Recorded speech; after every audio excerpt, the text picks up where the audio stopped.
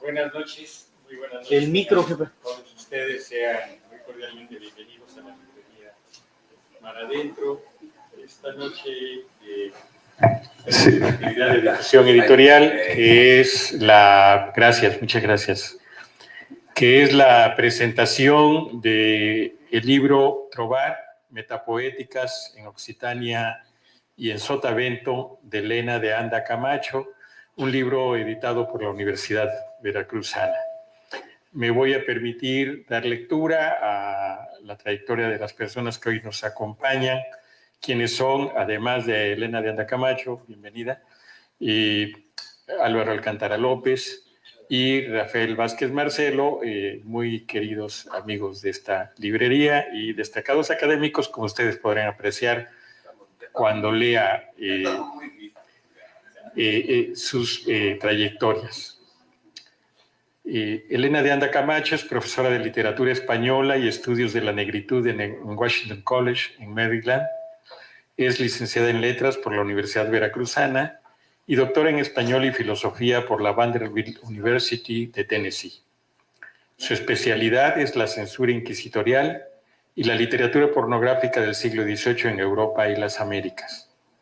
Ha sido profesora invitada en la UNAM, la Universidad de Bonn, Alemania, y la Universidad de Oviedo, España, así como becaria de programas Fulbright, Melon, Fonca y Beck, y de los Ministerios de Educación de Francia y España. En 2023, su libro Ofensiva a los oídos piadosos, obscenidad y censura en la poesía española y novohispana del siglo XVIII, ganó los premios a la mejor monografía de la Asociación de Estudios de Género y Sexualidades y de la Sociedad Española de Estudios del siglo XVIII. Ha presidido la Historia Iberoamericana de Estudios del siglo XVIII y actualmente es la vicepresidenta de la Asociación Norteamericana de Estudios del siglo XVIII. Doctora Elena de Anda Camacho.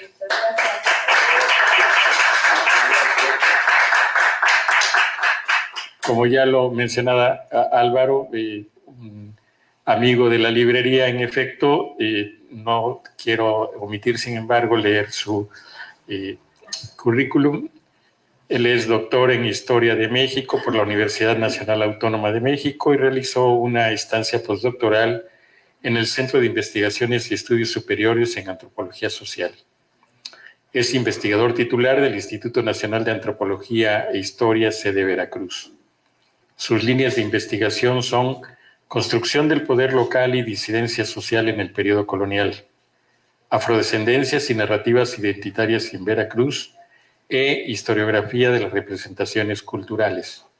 Es autor de interesantes obras como Gobernar en Familia, Disidencia, Poder, Familia y Vida Social en la provincia de Acayucan, 1750-1802, editado por Ortiga Bonillas y Yelina en el año 2019, relacionadas con la historia social y regional del Sotavento veracruzano, entre otras obras. Finalmente, me permito presentar a ustedes a Rafael. Gracias. Rafael Vázquez Marcelo, músico tradicional de Tlacotalpan-Ver, alumno de don Cirilo Promotor, integrante del Grupo Estanzuela desde su fundación en 1994, y con este grupo ha realizado giras a nivel nacional e internacional. Es licenciado en Pedagogía por la Universidad Veracruzana, maestro en Promoción y Desarrollo Cultural, y actualmente es coordinador de difusión cultural de la Universidad Veracruzana en la región del puerto de Veracruz. Y queremos destacar, antes de dar inicio, que esta actividad está realizada en coordinación con la editorial de la Universidad Veracruzana, cosa que desde luego nos alienta y nos satisface. Aquí pueden ustedes encontrar, ese es el comercial, el acervo de la Universidad Veracruzana, y eso nos da siempre mucho contento. Le cedo el micrófono a... Gracias. Muchas gracias al maestro Óscar Hernández Beltrán. Gracias a la librería Mar Adentro. Como ya me han escuchado seguramente más de 100 veces, la librería es nuestra casa, es nuestra familia, y también es nuestro patrimonio. Y es algo que estamos en ese entendido porque tenemos que cuidar este espacio, procurarlo. Así que me da mucho gusto que en esta ocasión, con motivo de las distintas colaboraciones que la librería Mar Adentro lleva a cabo, en este caso puntual, con la Universidad Veracruzana, podamos estar, y volteo a la cámara, que está por ahí, presentando y comentando este libro de la querida Elena de Anda Camacho, que lleva por nombre Trovar Metapoéticas en Occitania y Sotavento. Así que, querida Elena, muchísimas gracias por estar aquí y bienvenida. Lo que hemos pensado, Elena, Rafa y yo, es que platiquemos y charlemos una suerte de ping-pong, y creo que casualmente también por ahí hay instrumentos, dado que pues, la materia que nos convoca es la poesía viva, ¿verdad? Entonces pensamos que pues, qué mejor ocasión teniendo al maestro Rafa Vázquez, tremendo músico tlacotalpeño, pues explotarlo como se debe y explotarte a ti, ¿no? Yo quisiera empezar por compartirles esta décima, ¿verdad? A ver qué les parece. La típica que uno pone papelitos y luego nunca encuentra nada con los papelitos, ¿no? Pero no, sí lo encontré. Señores, quiero decir con un tono reverente que me siento competente para consonar mi sentir. Por eso vengo a pedir permiso solo un momento. Traigo un pájaro por dentro que se sacude las alas y quiere cantar con ganas en versos el pensamiento. Es una décima de Elena de Anda, ¿no? Que aunque está hacia el final del libro, yo más bien quería invertir eso y ponerlo por delante, porque el libro que nos convoca hoy, para mí en más de un sentido significa tomar plena conciencia de Elena, de su voz, no solo autoral, sino de su voz en su relación con una tradición. Y a veces, y lo digo por mí, lleva un tiempo entender que uno pertenece y que su vida es posible pensarla solo porque pertenece a una tradición, ¿no? Cuando llegué a esa parte del libro, me acordé de algo que leí en ese multicitado libro de Gadamer o Gadamer, nunca he sabido bien cómo se pronuncia en alemán, Verdad y Método. Y en algún momento de Verdad y Método tuve un seminario con la doctora Mariflor Aguilar hace como 300,000 años en Filosofía y Letras, y había una frase que se me quedó, ¿no? Que es, antes que una tradición le pertenezca a uno pertenece a la tradición. Y solo porque perteneces a esa tradición es posible pensar la propia tradición. Y ese es el ejercicio que percibo que haces en este libro, ¿no? ¿Verdad? ¿No? Y como veo que se ríe, le voy a darle el micrófono a ver qué piensa. El que se ríe se lleva, claro. Ajá. A ver, sí, lo pasamos, si no, lo pasamos. Tengo que decir gracias. Bueno, gracias a la librería, gracias por el espacio, gracias por leer y por leerme, y en el sentido de sí, es decir, yo creo que una tradición y una región, quieras o no, te persigue. Entonces, una vez es como que se va de su tierra y se va de sus espacios y se va de esa cultura que es como una especie de nube en la que uno está, pero esa pertenencia no se va. Y también uno entra y sale de la cultura, ¿no? De manera también a veces intermitente, a veces voluntaria, a veces también ya con una mirada crítica, ¿no? Y yo creo que para mí esto sí fue volver como un viaje a la semilla y decir, ¿será que porque conozco un poquito de Sotavento puedo hablar de él? ¿No? ¿Será que porque sé que es un tábano o que es un chaquiste, ¿no? O que son los chaneques?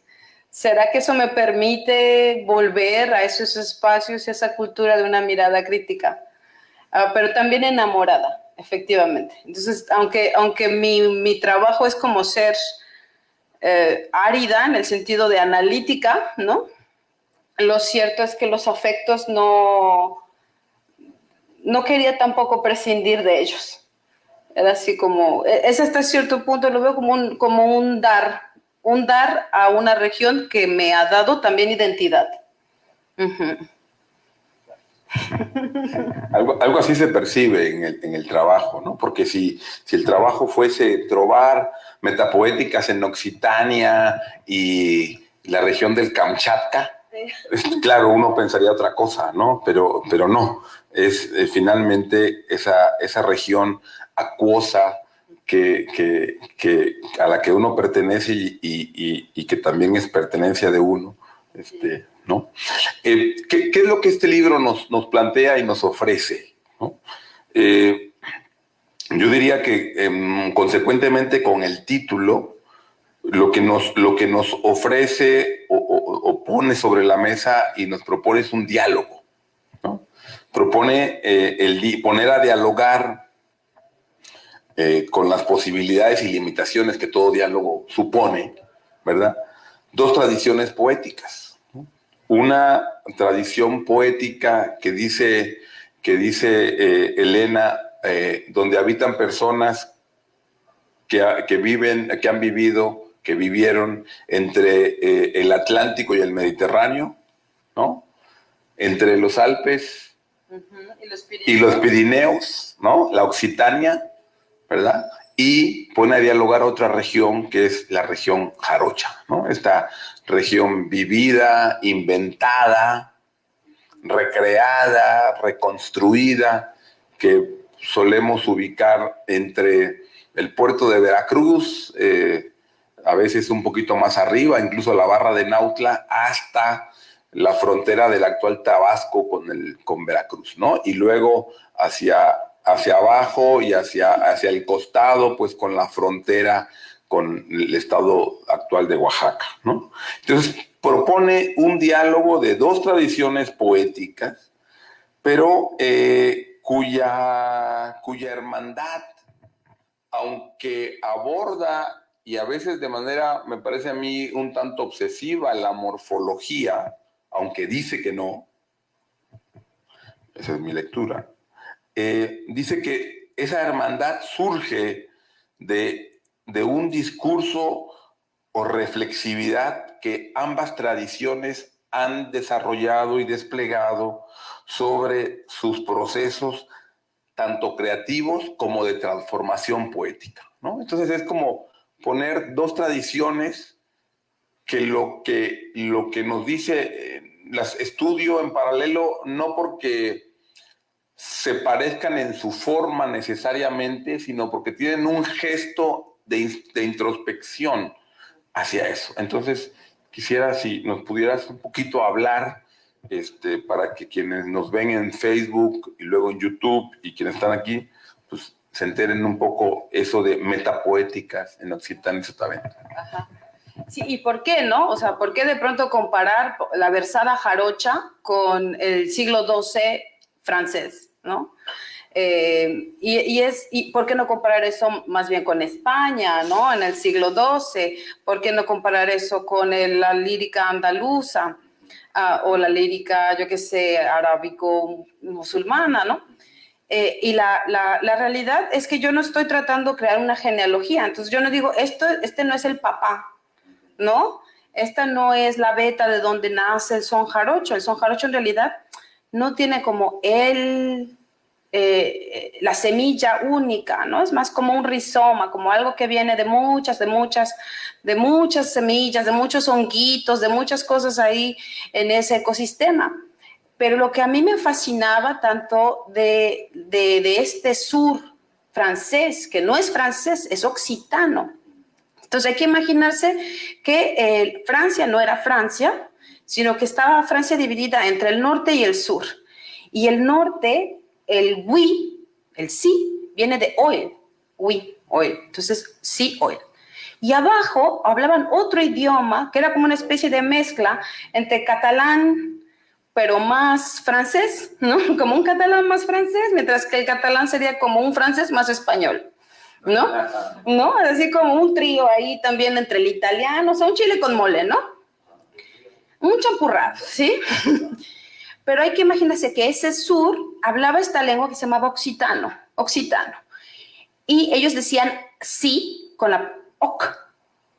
Entonces arriba decían oil, ok. ¿Sí? Entonces la lengua de arriba es la langue d'oil y la de abajo se llama la langue d'oc. Y al final, esta es la historia triste, los Doyle, los francos, ganaron sobre los occitanos. Entonces, realmente, en cierto modo, su cultura fue perseguida hasta erradicar la lengua, ¿verdad? Imponer el dominio franco. Y todo esto pasó realmente en cuestión de 40 años, cuando la primera Inquisición en Europa llegó. La primera Inquisición aparece en Occitania, ¿sí? Y es por herejías, pero en realidad por una libertad que traía esta gente maravillosa. ¿Qué pasa en ese siglo XII? Para mí es muy fundacional, de nuevo, no porque quiero pensar que la versada jarocha viene de allá, sino porque en ese siglo esta región está en ebullición. Hay muchas cosas que pasan, hay mucho dinero, ¿sí? Hay muchas rancherías, muchas haciendas, muchos señores feudales, todo el mundo es un poco rico, un poco poderoso, pero no gana a nadie. Entonces, hay una diseminación de cultura, hay mucho dinero y eso también crea cultura. El dinero crea cultura, ¿sí? Entonces, ¿qué pasa? En ese momento hay dos grandes revoluciones que no vemos en Al-Andalus y que no vemos en otras partes, y es que primero hay una transformación de las costumbres en donde las mujeres de pronto empiezan a tener amantes y esos amantes ya por fin les dan una vida emocional, afectiva frente al esposo con el que tenías que casar, que tenía 3 veces tu edad. ¿Por qué? En aquel momento los matrimonios eran por conveniencia y eran contratos económicos, ¿no? Entonces aparece esta pequeña revolución de amor realmente, de vida afectiva, de vida amorosa, que generalmente tiene un protagonismo femenino, de ahí la cortesía, el cortejo, lo cortesano, el amor cortés, ¿no? Y al mismo tiempo, pero claro, el amor no se manifiesta nomás porque sí, se manifiesta a través del verso.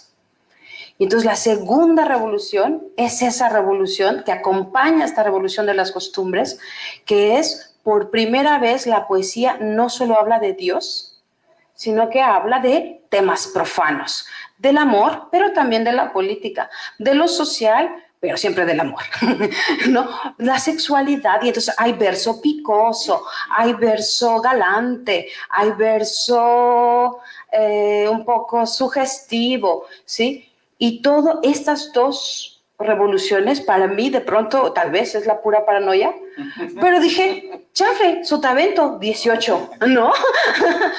Chuchumbe, ¿no? Pan de jarabe, pan gatuno, ¿sí? ¿Qué está pasando? Una región en ebullición, ¿sí? Con una gran diversidad cultural, y hay una pequeña revolución poética, dancística, musical, que está creando algo in situ, ¿no? Y de ahí viene metapoéticas. Yo quisiera, digamos, cerrar mi primera ronda de esta conversación tomando este hilo que nos acaba de dejar Elena, y es la otra idea que me parece fantástica del libro de Elena, ¿no? El título es Trovar, ¿no? Y Elena se encarga de recordarnos, al mismo tiempo que nos propone, ¿no? Porque recordar es una forma de proponer al futuro, que trovar es un juego dialógico que abre la posibilidad de encontrar al otro al encontrarnos y de encontrarnos porque estamos dispuestos a tratar de encontrar y descifrar a la otra persona, ¿no? Es decir, esa idea que percibo en el libro, ¿no? Y el título de Trovar como una autoexploración que solo es posible en el diálogo, ¿no? Y ahora que lo decías en términos de una acción humana que es posible pensar en un momento de coyuntura, de pensar un mundo nuevo. El siglo XVIII, en tránsito al XIX, ¿no? El siglo XIII, XIV, ¿no? En el, digamos, lo que conocemos como la Baja Edad Media y la transición a lo que luego hemos llamado el 480 o el Renacimiento. ¿O está muy loco lo que estoy diciendo? Pues estás re filosófico, man. No, estás re filosófico. El canijo Álvaro, deja de tomar café. Primero, antes que nada, decir qué placer que me hayas leído, man, porque estoy trepeando, ¿no? Porque uno escribe y de pronto dice que qué bondad esta de leer y de realmente empujar las ideas que a veces son, yo diría, incipientes, ¿no? Porque realmente la idea de metapoéticas es esa capacidad reflexiva, hacia donde tú vas, ¿qué hace la poesía? La poesía no solo está pensando, un poeta no solo está pensando sobre expresar su sentimiento de hoy en la mañana, ¿no? Comió bien, desayunó bien y está de buenas y va a expresar ese sentimiento, que viene también con una lógica, ¿no? Pero la metapoética es esta capacidad que yo vi en estas dos tradiciones de poder expresar algo increíblemente complejo, que es la tecnología del verso, en el verso mismo, ¿sí? Es decir, hablar de la poesía, de cómo se hace poesía, de cómo se hace uno poeta, de cómo crea uno poesía, de cómo tiene que consonar, que cómo va a BBA, CDDC, ¿verdad? Estar detrás de las cámaras y ver el tinglado y ser primero reflexionar sobre el tinglado y después hablar del mismo dentro del poema, eso a mí creo que me estalló el cerebro, ¿no? Es decir, cuando de pronto pude articular la complejidad de una versada, de la versada de Arcadio Hidalgo, de la versada de Tío Guillo, de la versada del Vale Bejarano, y decir, estas personas no necesitan escribir un libro que diga poética del son jarocho. Uno nada más tiene que sentarse y escuchar, ¿sí? Un fandango, ¿no?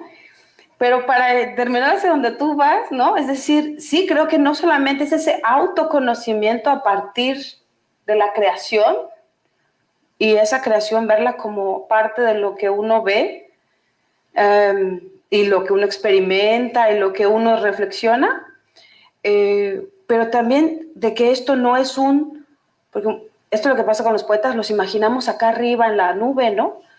Pero en realidad los poetas populares, los versadores jarochos nos demuestran que sin el otro no existe poesía, ¿no? Es decir, la poesía es un acto compartido, es un acto de hermanaje, es un acto social, es un acto de comunidad, de que alguien me tiene que escuchar, no me lo escribo para mí mismo y ya lo dejo ahí ¿no? Sí lo pienso, pero esto es algo que tengo que dar como para los otros, para que yo sea. Entonces, en cuanto a esto es redialéctico, efectivamente, ¿no? Y muy, ya, como un espejo, ¿no? Sin el cual el otro no existe. Así que gracias por estar. Me pusiste también filósofa. Muchas gracias. Bueno, yo debo decir de que me alegra hablar después de escucharlos, porque eso me da mucho sentido de todo lo que... Pero no es difícil. Sí, no, es que justo lo que ahorita estaba pensando y lo que me gustaría como compartir y externar, precisamente como esta llegada que el acercamiento a la lectura, que le decía a Elena ahorita que nos saludamos, le dije, oye, yo cometí el atrevimiento de aceptar venir a presentar el libro, pero definitivamente no porque supiera a pie de letra el tema, ni porque, no, nada de eso, sino porque me impactó el título de entrada, ¿no? O sea, fue algo que tuve que googlear enseguida, ¿no? El tema, o sea, algo completamente ajeno, ¿no? Y yo en lo que estuve ahorita, y es lo que quiero como compartir, como ese ping-pong que tuve en lo que estuve leyendo, 1:30, porque intenté darle la vuelta para entender varias cosas, pero ahorita que te escucho, que además escuché un podcast de Editorial V, porque fue así como querer saber, ¿no? De entrada, la región de Occitania como tal fue un concepto completamente nuevo, y no porque diga que quienes estamos inmersos en el ámbito de la cultura popular, del son jarocho, del fandango, tenemos que conocer o que saber, ¿no? Los referentes, antecedentes, todo esto, pero justo me reflejé porque cuando de alguna manera nos toca alguna intervención, algún taller, alguna charla o algo, decimos, claro, es que la tradición popular del sotavento, el fandango, 3 siglos atrás, Occidente, y llega, y España, pero al final de cuentas siempre es como una nube ahí que anda y se disuelve, pero de la cual siempre nos agarramos, ¿no? Como si fuera algo muy sólido. Entonces, y no por eso quiero decir de que uno forzosamente tenga que tener como las bases completas, que claro, en el siglo XII, en tal región hubo tal o cual. Sin embargo, esta parte, este trabajo que nos regala, viene a dar una puerta completamente nueva para mí, y creo que compartida con muchos colegas seguramente, porque lo que decías ahorita, que no estás enlazando diciendo este es el abuelo o el bisabuelo, ¿no? Del son, de la poesía, de algo, sino ese comparativo que haces donde narras la parte, la función social que tienen trovadores, juglares, porque aparte también son conceptos que uno escucha, ¿no? Históricamente, o sobre todo en este asunto de la música popular, el poeta, el trovador, el improvisador, el repentista, el juglar. Yo, por ejemplo, personalmente el concepto de trovar lo conocí hasta la Huasteca, teniendo ya varios años, digamos, metido en el asunto del son, porque, digamos, lo que tenía más común, o probablemente no le puse mucha atención, pero era el repentista, el improvisador, el decimista, poeta, el cantador. Y la parte de trovo, así como concepto, lo escuché hasta cuando tuve la oportunidad de tener un encuentro con la comunidad huasteca, donde decía, vamos a invitar al trovador, ¿no? Vamos a hacer un encuentro de trovadores, ¿no? Y entonces, claro, yo les espejé con, pues claro, o sea, cuartetas, sextas, décimas, improvisan, jarocho, ¿no? Y digamos, aquí en la misma zona. Entonces, poder tener la oportunidad de descubrir una región de hace 12 siglos atrás de lo que estamos ahorita, en este comparativo de la función social, de que lo que hablaban del el tema de la cortesía, de la bienvenida, o sea, de todas estas prácticas a las cuales estamos muy familiarizados en el son jarocho, porque, insisto, decimos comúnmente, vamos a tocar un siquicirí y vamos a empezar, pues empezamos cantando un verso de muy buenas tardes, señoras y señoritas, dando una bienvenida, ¿no? Y poder conocer a través de esta ventanita las experiencias, la historia, además firme, de los trovadores, poetas, como los mencionan, de cómo esta función es similar, ¿no? A lo que conocemos, a lo que sabemos, pues sí fue así como un descubrimiento. Digo, yo estoy muy agradecido con esa lectura, por eso digo que tuve el atrevimiento de aceptar venir a presentar el libro sin conocer, pero porque fue como me encantaría y lo estoy disfrutando mucho escucharles. Y te decía, tengo más preguntas que de las cosas que pueda compartir, pero justo creo que a través de estas dudas, en las que insisto, creo que podríamos como compartir en otro sentido, es donde encuentro como el clic, ¿no? Porque cuando lo empecé a leer justo yo pensaba, digo, entonces aquí nos están planteando que el antecedente del tema de las cuartetas, toda esta estructura poética que conocemos o con lo que estamos familiarizados en el son viene de aquí. Pero justo cuando pasas a la parte del sotavento, de lo cual también fue una grata sorpresa encontrar una décima de don Gastón Silva Carvajal, un tlacotalpeño muy querido profesor que pues trascendió ya hace mucho tiempo, pero que creo que particularmente en la cuestión poética ha quedado como, ¿no? Porque además era pintor, en fin, era un personaje, pero me dio mucho gusto de encontrarlo aquí.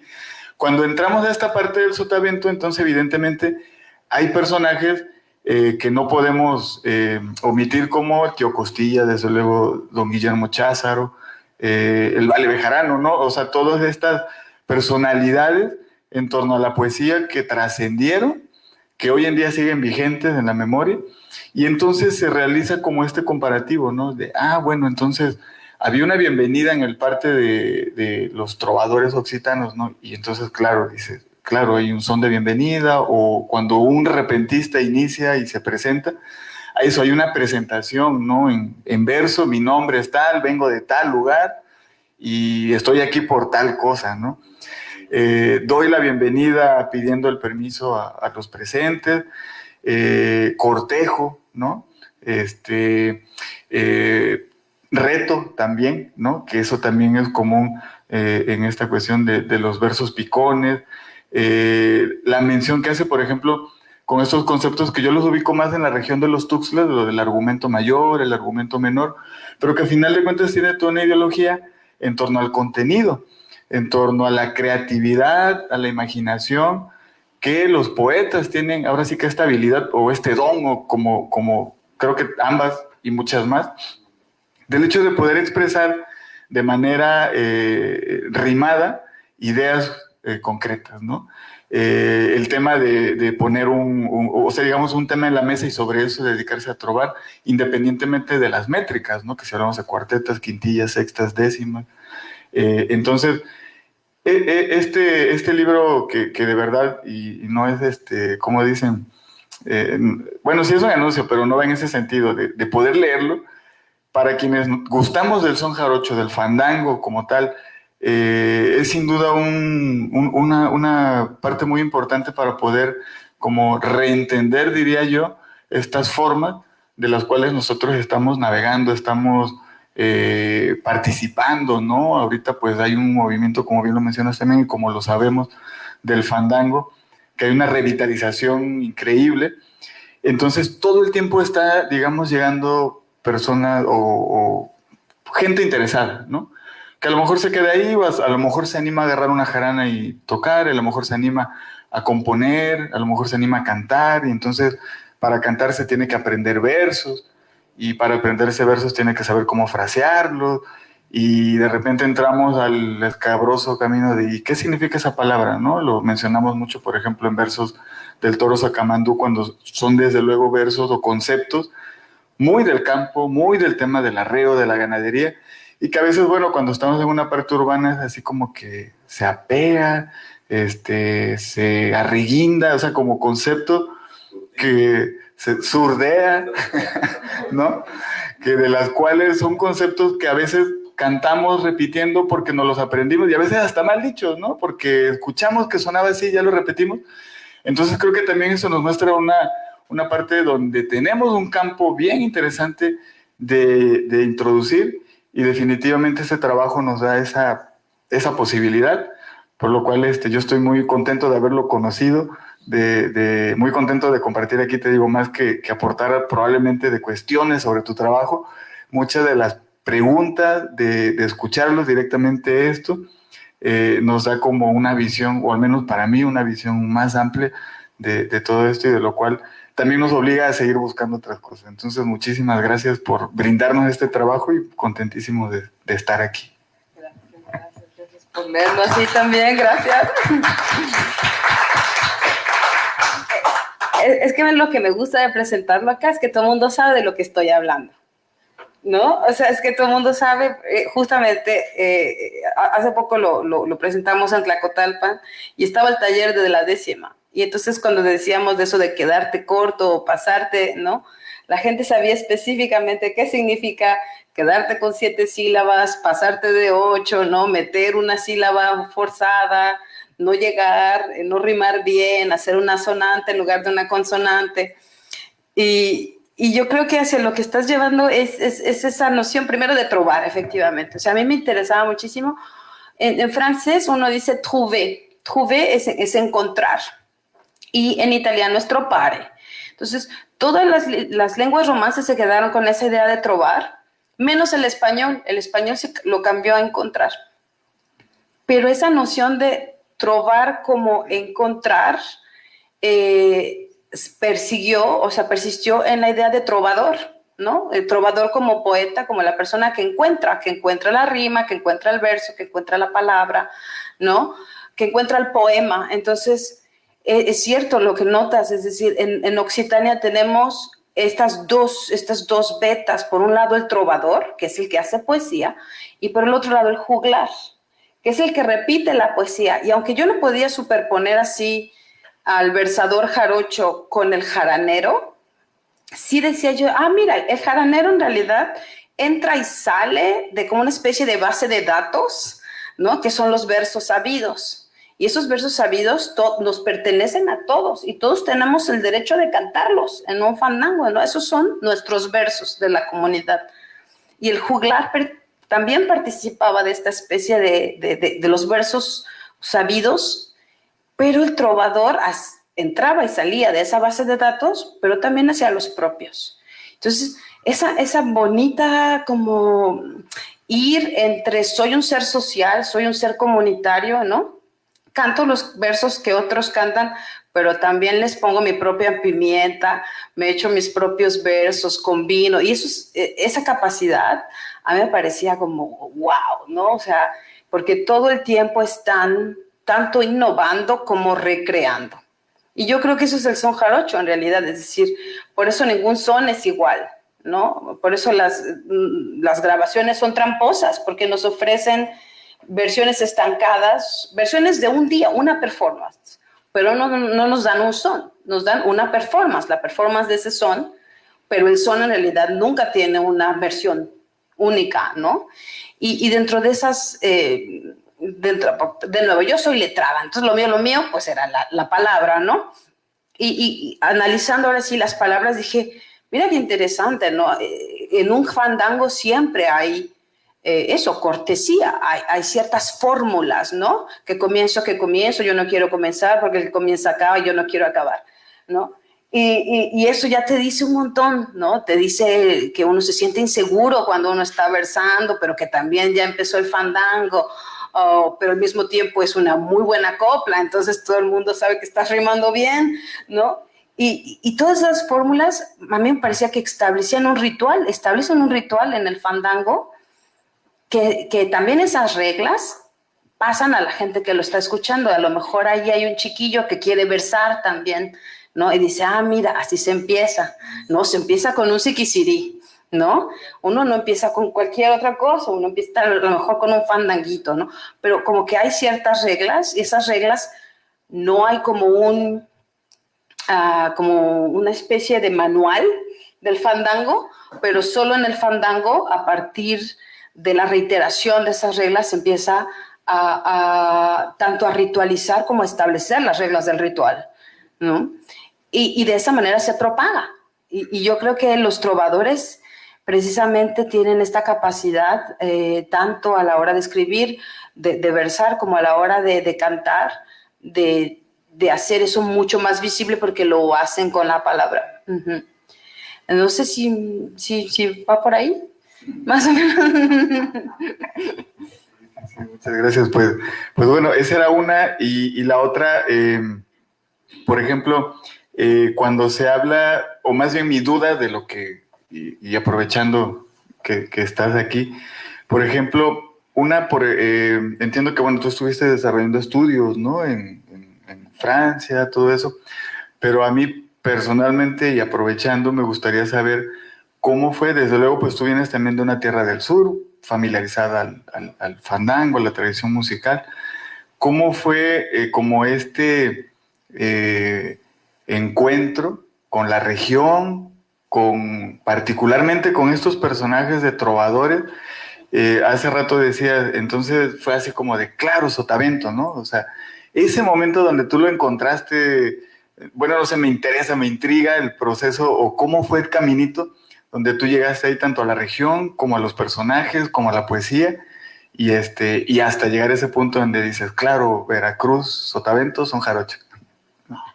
Sí.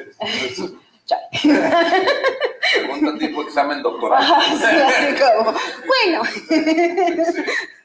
20 minutos después. Déjame reacomodar la idea. Yo creo que no soy la única que ha hecho esa idea, porque esa idea, en realidad, yo por eso, mi primera cita es acá al muchacho, es Álvaro Alcántara, que tiene esta bonita cita que dice, y es que en medio del marasmo de las épocas, hay ciertas cosas que parecen aferrarse a los hábitos humanos, permaneciendo casi inmóviles como imágenes de la historia que han encontrado el punto de fuga que las vuelve hacia el presente. ¿Sí? O sea, una especie de continuidad. Sí, es decir, ¿qué pasa en Sotavento? Siempre pensamos, somos juglares, o sea, los trovadores de acá, los jaraneros, como los juglares, ¿verdad? Somos juglares, andamos de ranchería en ranchería como los juglares.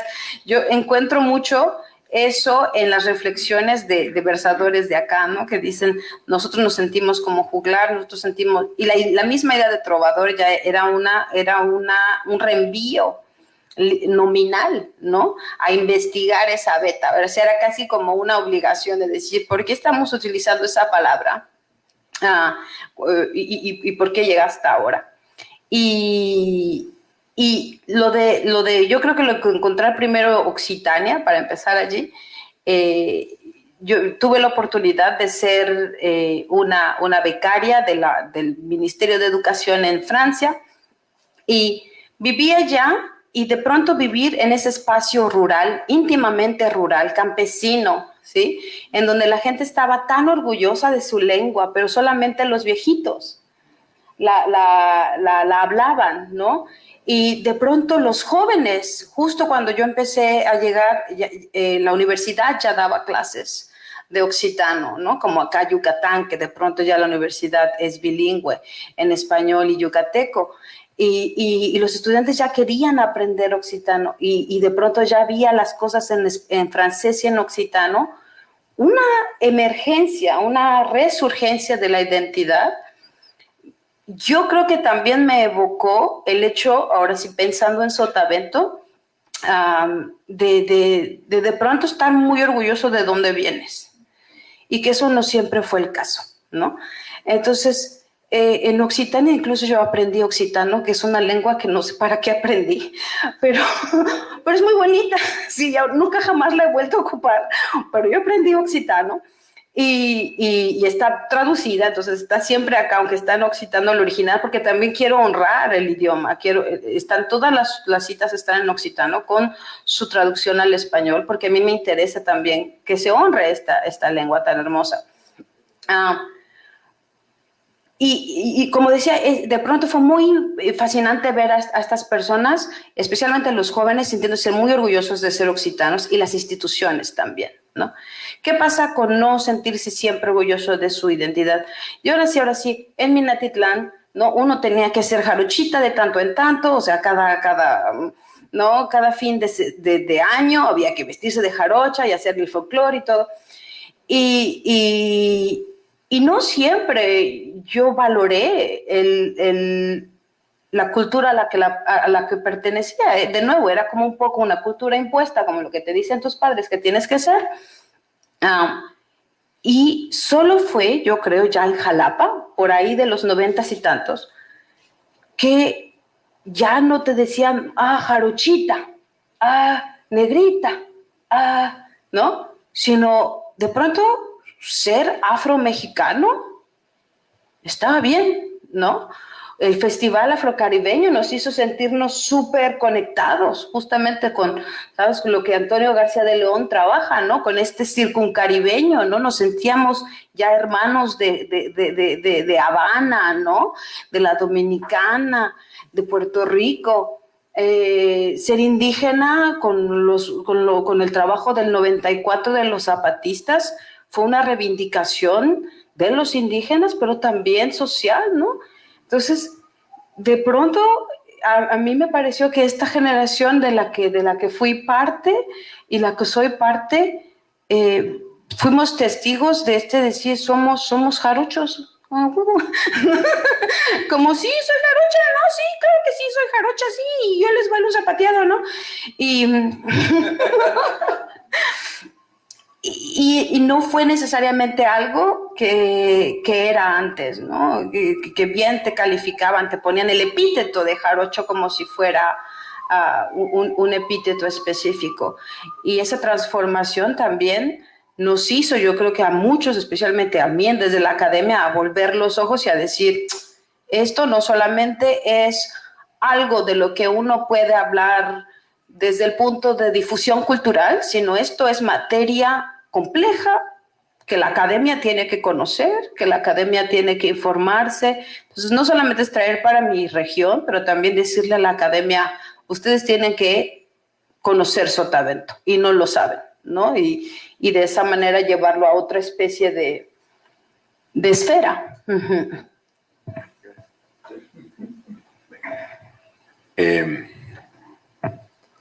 Lo bueno que íbamos a ponernos tranquis.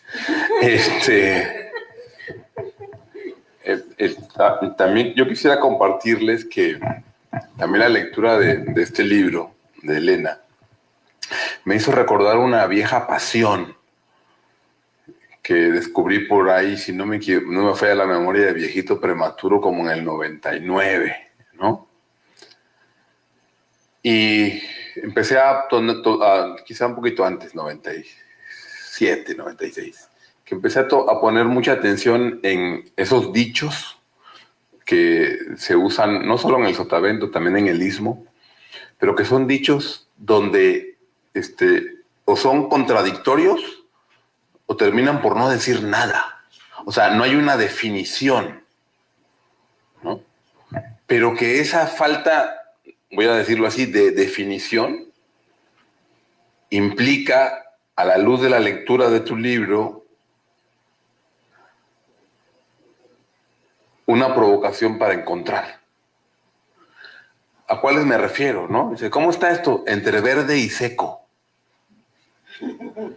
¿no? Más familiar sería azul y buenas noches. Me acuerdo mucho haber registrado, escuché en Pajapan, aunque sea tan siquiera. Santísima madre, o sea, ¿no? Sí. Y entonces, este verso que por ahí hemos escuchado o hemos cantado, dice, no sé si soy o no soy, no hallo ni cómo decir, ya que por tu amor estoy como piedra en un carril, si me voy o no me voy. O sea, ¿no? Entonces, la posibilidad, ¿no? Me pareció muy interesante la reflexión que planteas, tu insistencia en esta noción, este recordar ¿no? De cara al futuro, de trovar, como la posibilidad de encontrarnos, dijera aquel, como un barbarismo, de introspeccionarnos, ¿no? A propósito del barbarismo, y me pareció muy interesante. Al mismo tiempo, también esto que ya decía Elena hace un rato, y que me parece que abre todo una... Francisco, ponnos atención, por favor. Así te vamos a hacer, ¿eh? Estaba cotorreando aquí la flota. Nada, fue cotorreo. Espérenme, se me fue la idea. Emilio, espérate. Lo que decía Elena sobre el amor cortés. Yo escucho mucho las cosas de que si los jarochos y la versada y la poesía, y luego escucho las composiciones llamadas nuevas del son jarocho, y yo personalmente busco la poesía y me cuesta trabajo encontrarla en las nuevas composiciones. Yo, Álvaro yo, ¿no? Pero hay gente que sí, ¿no? ¿Está bien? Pero me parece que hay también la posibilidad de pensar y de reflexionar las implicaciones del amor cortés, ¿no? Con lo que de machista va a tener asociado la idea del amor cortés, ¿no? Y sobre lo cual nos ha obligado, y sé que somos varias las personas, a que hay una serie de versos que hace 25 y 30 años cantábamos con un desparpajo y una alegría, ¿verdad? Jubilosos y jubilosas, y que simplemente hoy de pronto dicen, no, espérate, no puedo cantar eso, ¿no? Ah, querida Dalia, por favor. No sé, ahora no me acuerdo. Pero, no, déjenme pensar, ahorita les digo, ¿no? Pero sí, hay muchos ejemplos, ¿no? Pero que en pos del amor cortés, es decir, con todas las implicaciones, se me ocurre uno que tiene una connotación que uno dice, ay, qué bonito. Si nuestro amor se enajena y me desprecias a mí, te arrastrarán las cadenas llevando el crimen en ti y en mi corazón la pena. ¿No? ¿Verdad? Sí.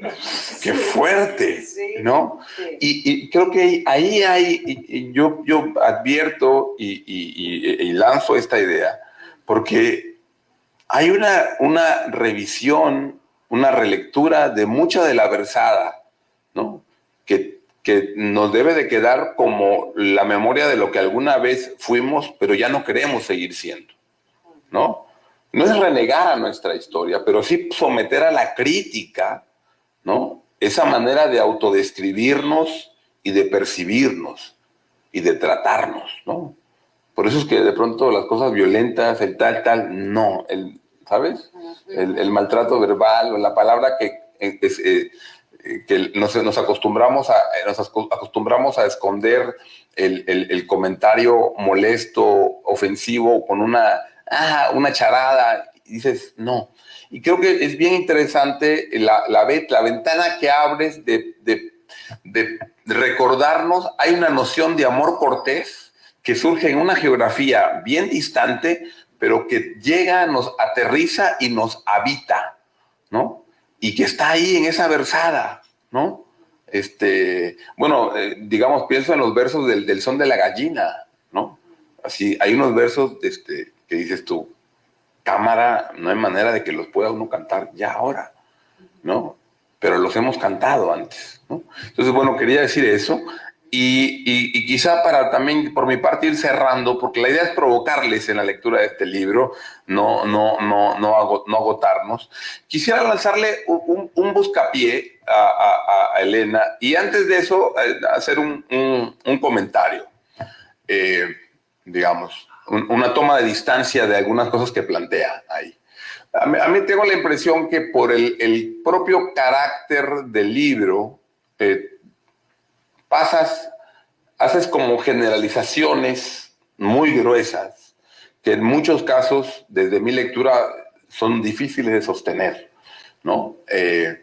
Y que me parece que están en la tablita de reificar estereotipos sobre el mundo jarocho, ¿no? Que rayan a veces entre la idealización del mundo jarocho y tal, y cierta romantización. Pero entiendo también que a veces tienes 1 o 2 párrafos para atender eso, para poder llegar a lo otro, a lo que hay que llegar. O sea, entiendo que eso a veces lo termina uno haciendo a pesar de lo que uno quisiera hacer, ¿no?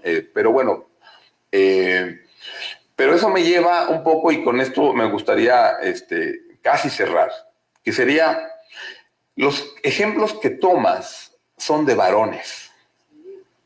Bueno, por ahí hay una cena, como ¿cuántas? O sea, 3, ¿no? ¿de cuántos varones? O sea, quiero decir, o sea, exacto. Entonces, un poco a lo que voy, mi pregunta es, y que es en realidad una pregunta que además de ser contrafáctica, en realidad es una provocación para que luego escriba un ensayo, ¿no? O sea, una continuación de esto, ¿no? Que sí, es una provocación, ¿no?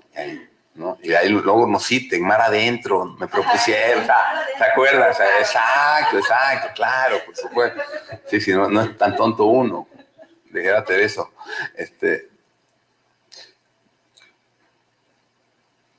¿Cómo sería recuperar los testimonios poéticos desde la voz femenina? Pienso, por supuesto, en tantas. No quisiera mencionar a una porque se me van a escapar varias, ¿no? Pero bueno, sí, pienso en Nazarina, pienso en Daniela, pienso en Marisol, pienso en la afinada Citlali, pienso en Evelyn Acosta, en muchas amigas, queridas, colegas, ¿no? ¿Mande? Karen de Jalapa, que tiene su grupo también, y están por presentarse. En fin, ¿cómo podría pensarse, ¿no? Esos testimonios poéticos desde una voz femenina que apenas si se asoma en el libro, ¿no? Ven cómo decir una provocación para un ensayo futuro. Es un pillo, pero sobre todo es un historiador. Por eso los historiadores yo los quiero, pero no tanto.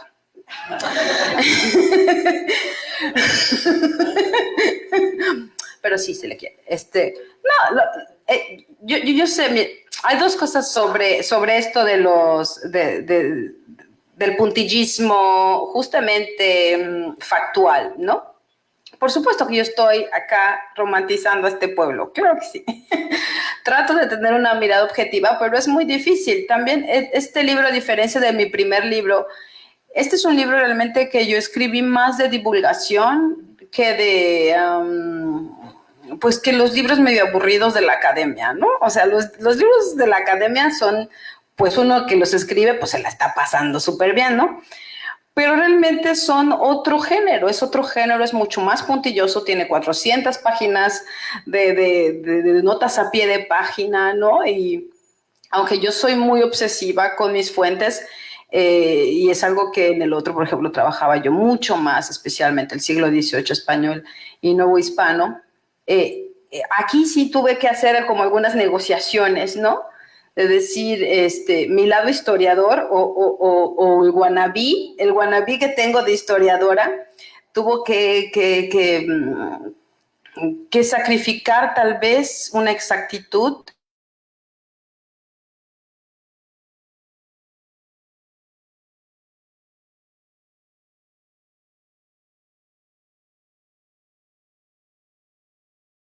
Yo escribo mis libros para mi madre, ¿no?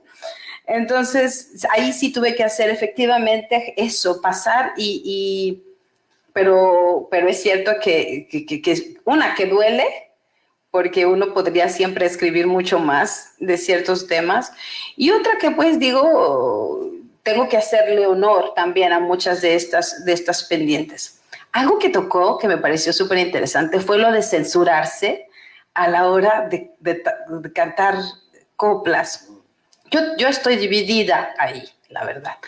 Porque por un lado, pues yo escribo sobre obscenidad y censura. Entonces, siento que hay, por más que efectivamente estoy de acuerdo contigo que hay un giro ético y un giro moral en donde nuestras palabras y nuestras prácticas y nuestros pensamientos ya no pueden ser lo que eran, porque simplemente ya como sociedad eso ya no opera, ya no funciona, y también tenemos que tener esa braveza de llamarlos y decir, no man, ya no seas homofóbico, no man, ya no seas machista, ¿no? O ya no seas clasista, ¿no? Por el otro lado también le tengo mucha fe a la palabra. Y como me gusta mucho el humor, y yo creo que ahí viene esa picardía mexicana, siento que es difícil para mí tomar una postura, ¿no? Porque por un lado, mientras más estudio cosas obscenas, cochinas, más siento que hay que tenerle menos miedo, hay que preocuparse más por lo que uno hace y lo que piensa que por lo que uno dice. ¿Por qué? Por lo que uno dice es realmente la reflexión de lo que uno piensa. Entonces, ese cambio, ese giro moral, siento que tiene que venir desde adentro y entonces la palabra lo expresará.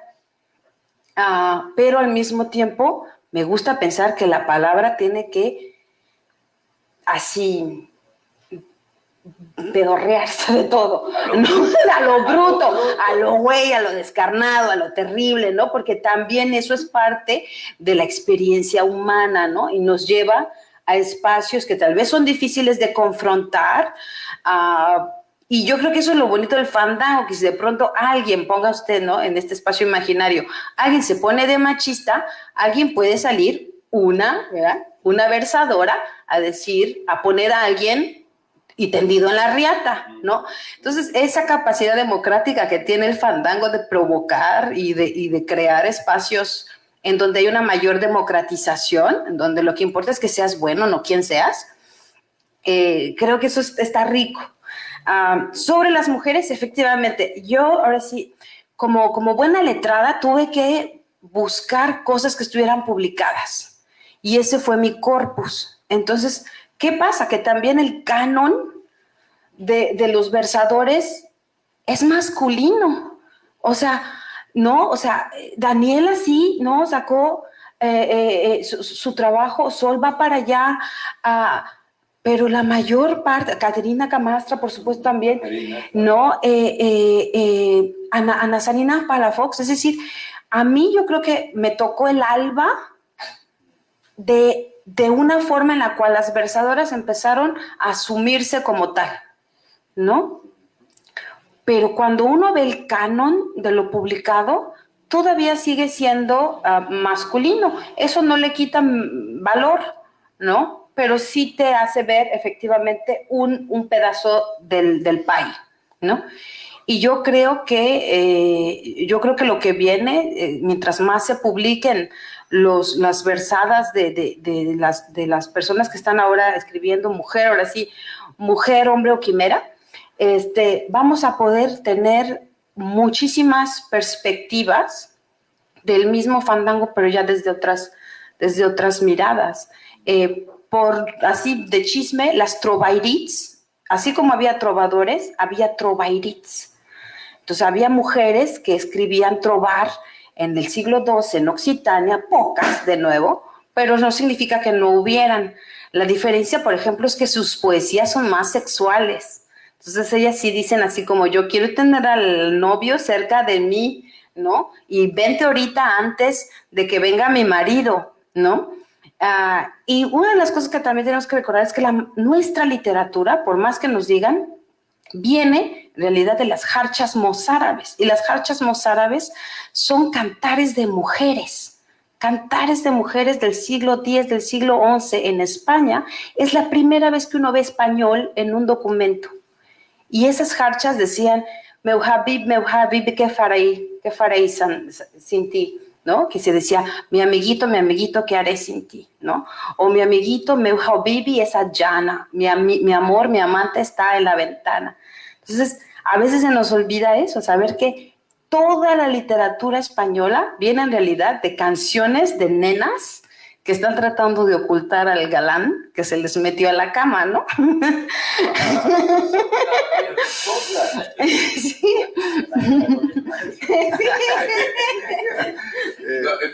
Sí.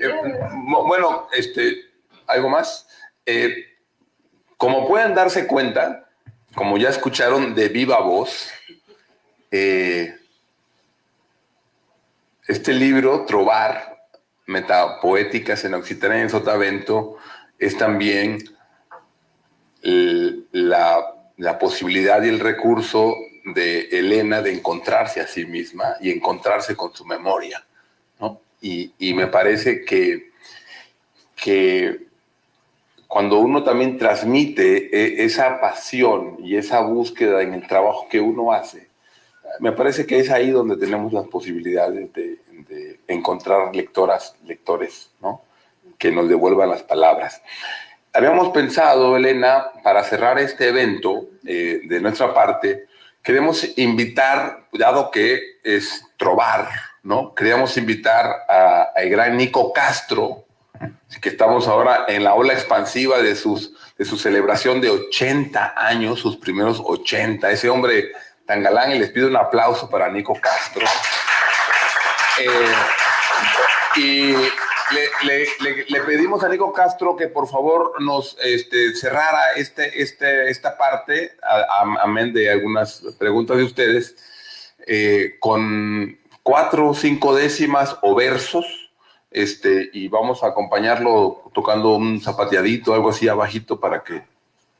¿Sí? Ay, qué ovatalá. ¿O qué vas a querer? ¿O quieres que toquemos Bueno. o sin...? Así es. No, para la transmisión. Bueno. Cuida tu público. Es que a mí este aparatico me pone nervioso. ¿Sí? Cada vez que agarro una cosita de esta me pone nervioso. Bueno, ya obtuvieron ustedes su tiempo, ahora vienen mis 2 horas mías. Bueno, gracias. Efectivamente, el martes pasado, el día 10, cumplí mis primeros 80 años.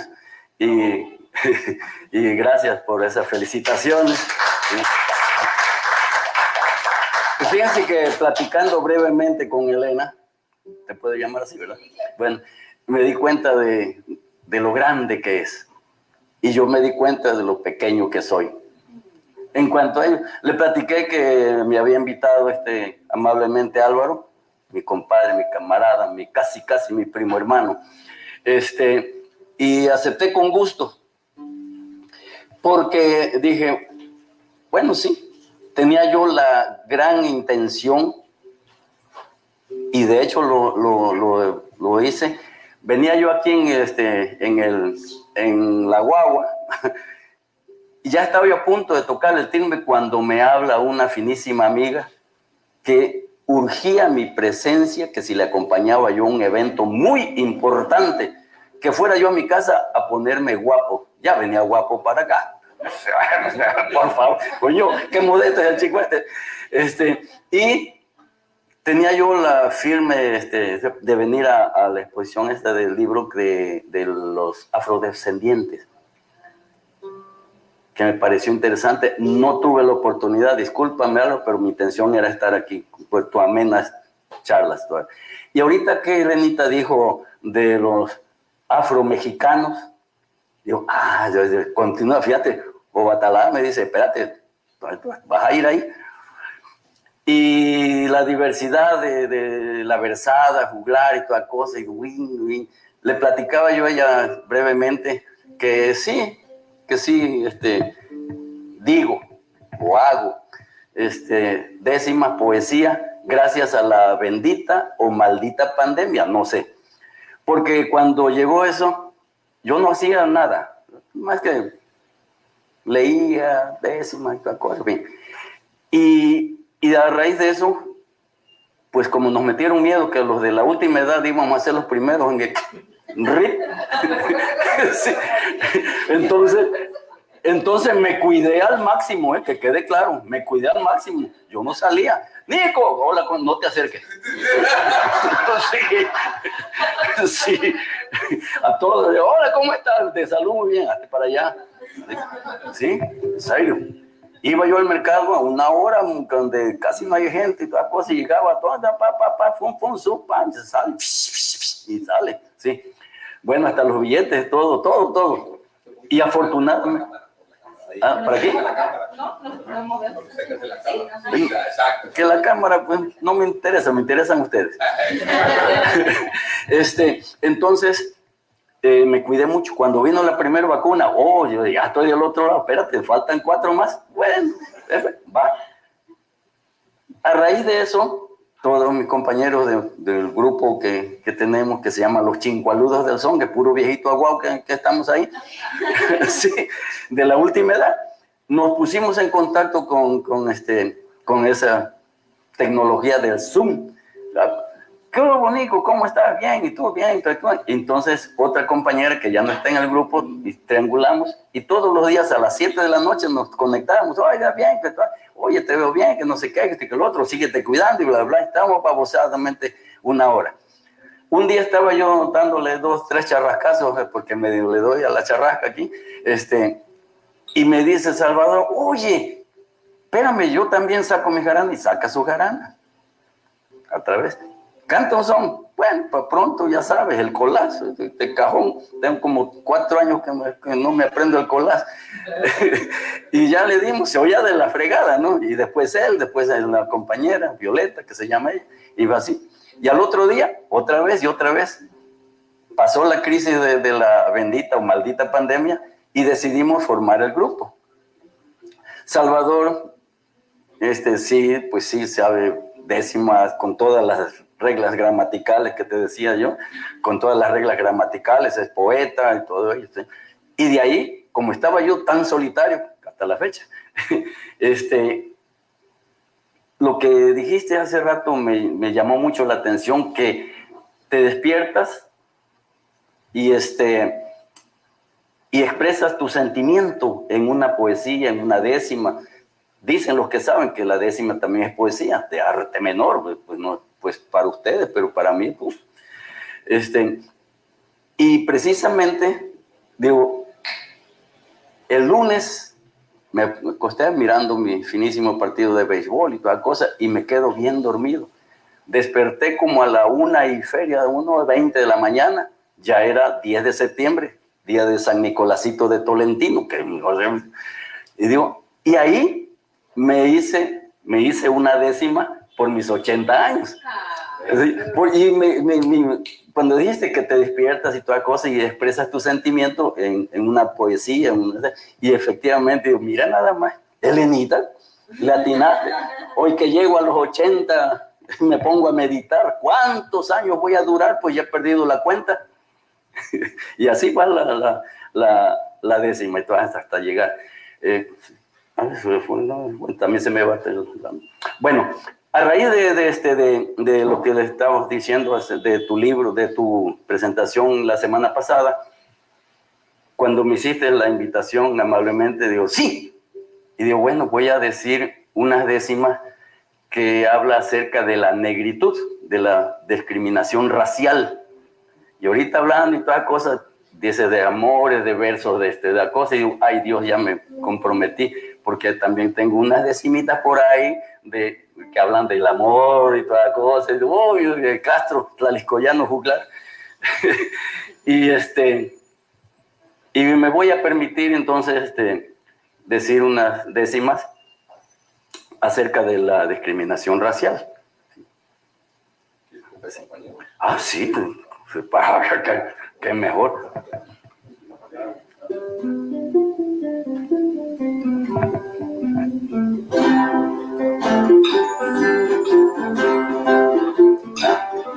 Eso es.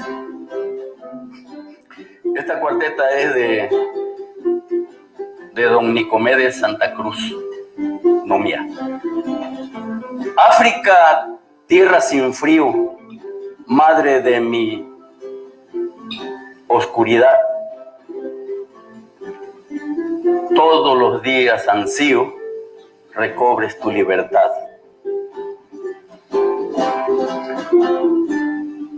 Hoy traigo un tema muy especial que nos tiene preocupados, ya que en versos pasados hablo del problema racial. La raza humana anda mal y su desgracia es peor, sabiendo que es un error esos perjuicios raciales.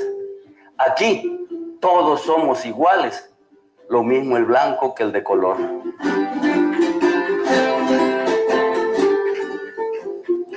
El ser blanco o moreno tiene muy poco de ver. Lo importante en uno ser es todo una persona, todo un hombre bueno. Buscar en Dios Nazareno arriba un sitio de honor allá nuestro Padre Creador, si acaso es meritoria. Lo mismo le da la gloria al blanco y al de color.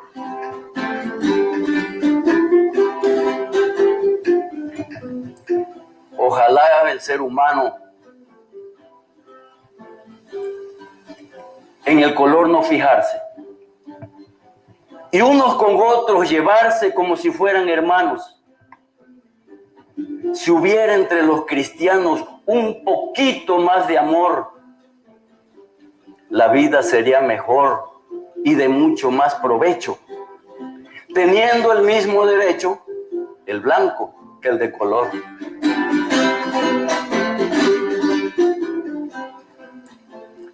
¿De qué me vale a mí? ¿De qué me vale tener pelo rubio y la piel clara si puedo vaciar en cara el favor que puedo hacer? ¿De qué me sirve ser blanco en mi parte exterior mientras guardo en mi interior odio, cizaña y engaño? Eso lo mismo hace daño al blanco y al de color.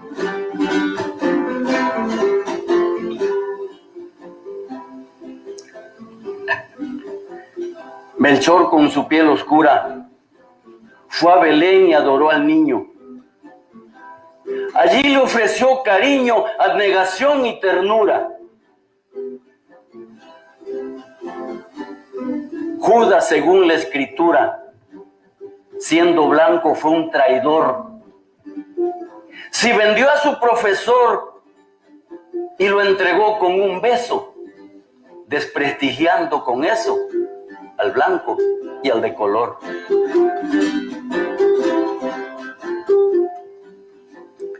La otra vez vi que un galeno a un hombre blanco operó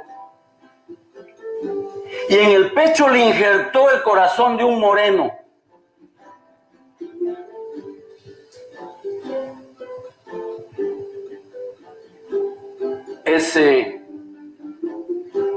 Ese corazón ajeno que el doctor le injertó, a lo mejor, pienso yo, continúa con sus latidos, manteniendo más unidos al blanco y al de color. Gracias.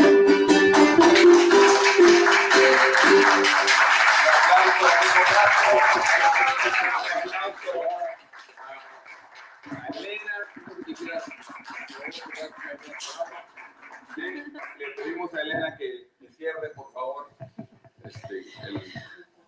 Yo creo que esta es ahora sí, prefiero que sea como el micrófono que él tire.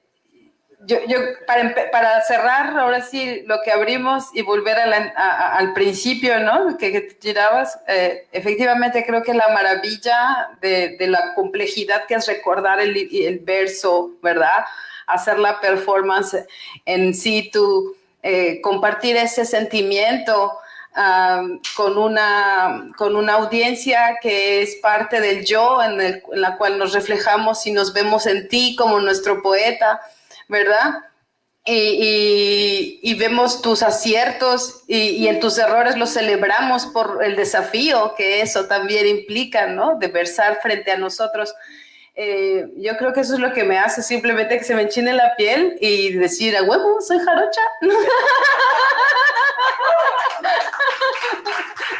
Gracias, Nico. Gracias, Mar Adentro. El libro está a la venta aquí en la librería. Elena se los puede firmar y les pedimos que nos acompañen a partir de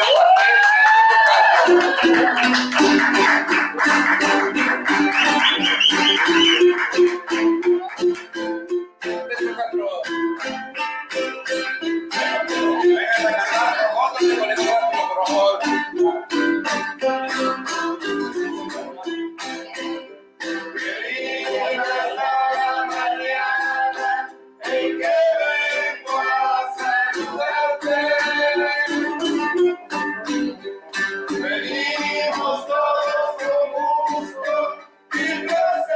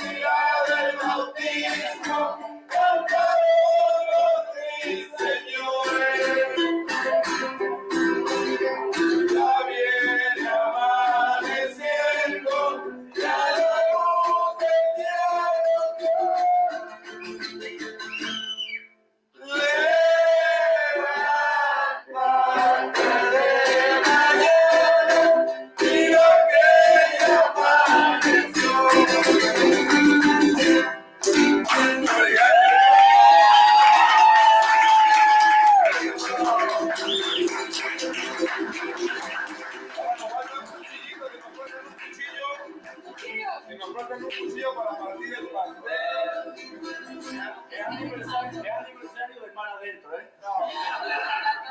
Pues solamente hay esa explicación. A soplar. Ay, señor Don Chimón. Acá está. Bueno, aquí tenemos. A soplar con una. No, queríamos celebrar de parte de la flota a Nico Castro y déjenme felicitarlo. Así es. Esto. No más porque soy muy macho, no lloro. Queremos mucho a Nico Castro.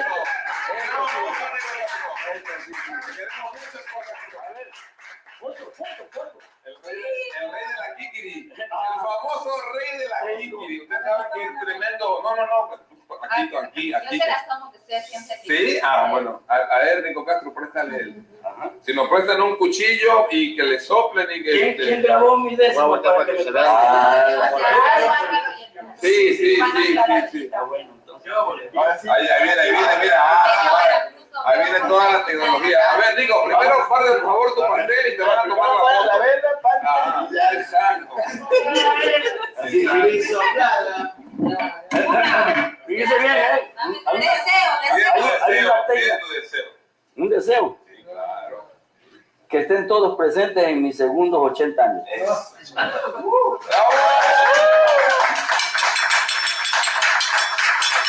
Bueno, hacemos la foto y véngase a acostumbrarse al pastel.